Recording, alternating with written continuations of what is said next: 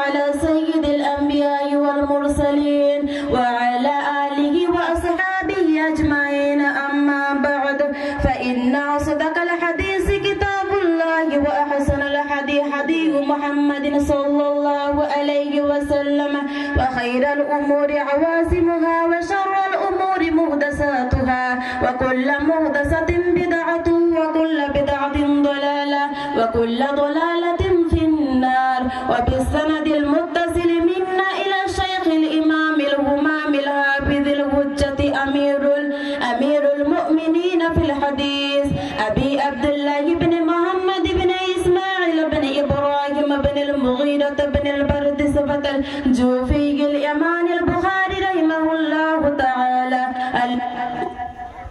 اللهم انفعنا بعلومهم أجمعين يا رب العالمين. باب قول الله ونسق الموازين القسط ليوم القيامة وأن أعمال آدم وقولهم إحسان. وقال مجاهد القسطاس العدل بالرمي وقالوا القسط مصدر المقسط وهو العادل وأما القاسط فهو الجائر. وبه قال حدثنا أحمد بن أشكاب قال حدثنا محمد بن حذيفة عن عمارة بن القعقاع عن أبي سرعة عن أبي هريرة رضي الله تعالى عنه قال قال النبي صلى الله عليه وسلم كلمتان حبيبتان إلى الرحمن خفيفتان على اللسان ثقيلتان في الميزان سبحان الله وبحمده سبحان الله العظيم. صدق الله العظيم. الحمد لله نحمدك ونستعينك ونستغفرك ونؤمن بك يا من لا تراه العيون ولا تخالط الظنون ولا يصفه الواصفون. اللهم صل على محمد صلاة تستغرق العد تحيط بالحد صلاة لا غاية لها ولا انتهاء ولا أمد لها ولا انقضاء صلاة دائمة بدوام وعلى آله وأصحابه كذلك. فإن أصدق الحديث كتاب الله وخير الهدي هدي محمد صلى الله عليه وسلم وخير الأمور عوازمها وشر الأمور محدثاتها وكل محدثة بدعة وكل بدعة ضلالة وزاد النسي وكل ضلالة في النار.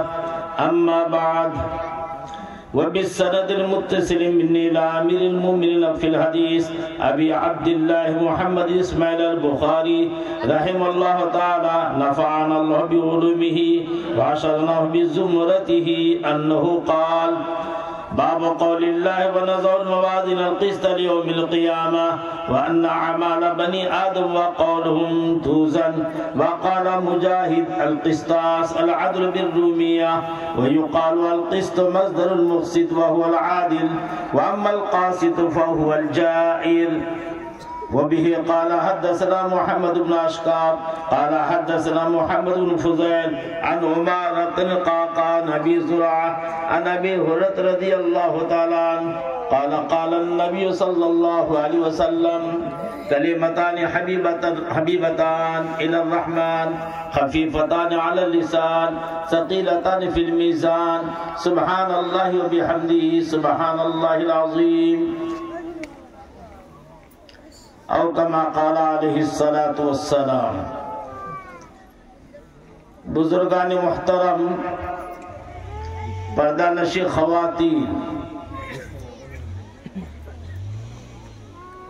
इजाबत पर्यन्त खत्मे बुखारी शरीफेर उपलक्षे একটা দিনী জলসাও মুনাকিদ করা হয়েছিল। ওই জলসা হিসাবে বুখারী শরীফ কিতাবের বরকত অনুযায়ী এর ওসিলায় এর তুফেলে সম্মানী বক্তাগণের কাছ থেকে অনেক কিছু আপনারা শুনতে পেরেছেন। আশা করি বক্তাদের মুখ থেকে যা আমাদের ত্রুটি আর ইসলার কথা বলা হয়েছে সে কথাগুলো যেন আমলে পরিণত করে পার করতে পারি। সকলে বলুন আল্লাহুম্মা আমিন। আজকাল জলসার দুটো অংশ, একটা অংশ গত হয়ে গেল, সেটা হলো বক্তৃতা, কিছু দিনই কথা নিয়ে আলোচনা। দ্বিতীয় অংশ হচ্ছে সেটা বুখারী শরীফ, যে হাদিসের একখানা কিতাব, যেই কিতাবটাকে বলা হয়েছে আসহুল কুতুবি বাদা কিতাবিল্লাহি as-সাহিহুল বুখারী।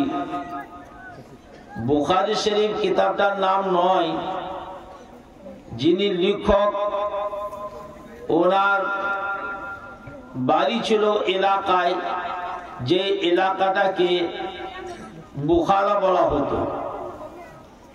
আপনারা এখান থেকে যদি ইউপিতে যান, জিজ্ঞাসা করা হবে ভাই কোথায় বাড়ি, বলে আসাম।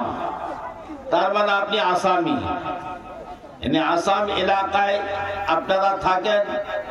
এইদিকে লক্ষ্য করে বলা হয়েছে আপনাদেরকে আসামি।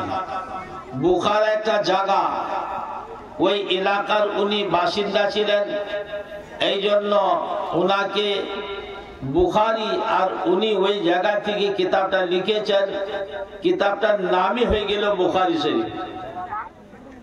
আসল কিতাবটার নাম বুখারী শরীফ নয়, লম্বা চওড়া নাম আছে আল জামিউল মুসনাদুস সহিহ মিন উমুর রাসূলিল্লাহ সাল্লাল্লাহু আলাইহি ওয়াসাল্লাম ওয়া সুনানিহি ওয়া আইয়ামিহি।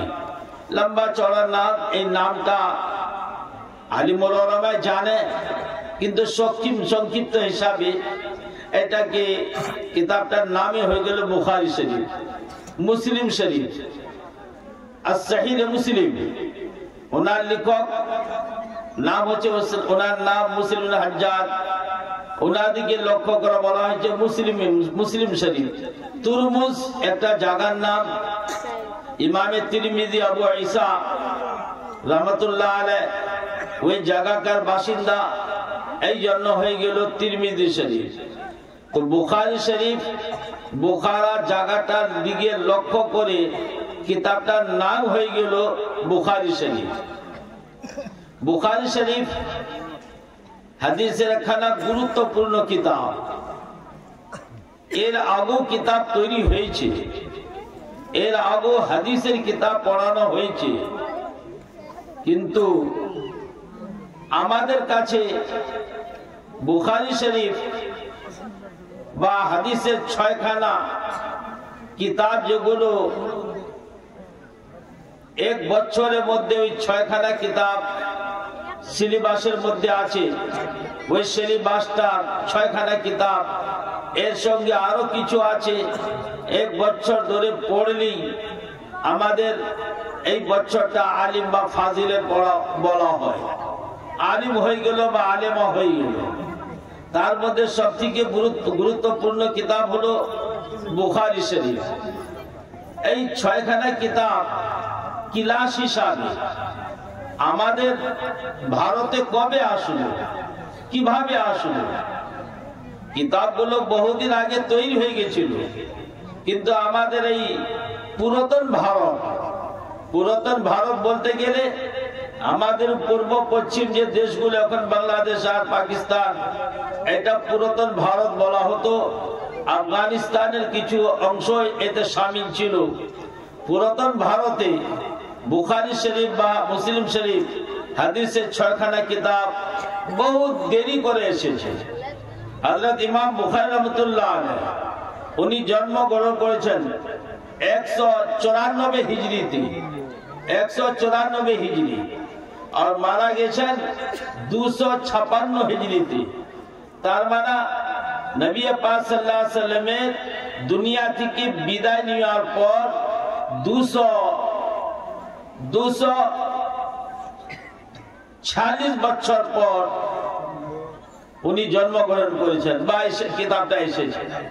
কিতাবটা এসেছে নবী পাক সাল্লাল্লাহু আলাইহি ওয়াসাল্লামের দুনিয়া থেকে বিদায় নেওয়ার পর 246 বছর পর 46 বছর পর কিতাবটা তৈরি হয়েছে।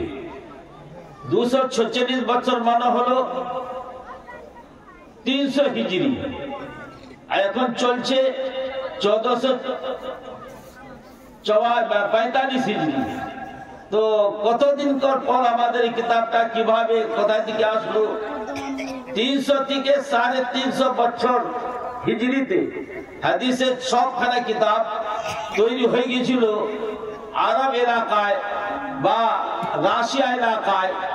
এইগুলো কিতাব ক্লাস হিসাবে চালু ছিল। আমাদের ভারতের বুকে কিন্তু হাদিসের 6খানা কিতাবের ক্লাস বহু লাস্টে এসেছে। আমাদের পুরো পুরাতন ভারত লালায়িত ছিল, পিপাসিত ছিল কি আমাদের মাটিতে কোরআন হাদিসের কিতাবের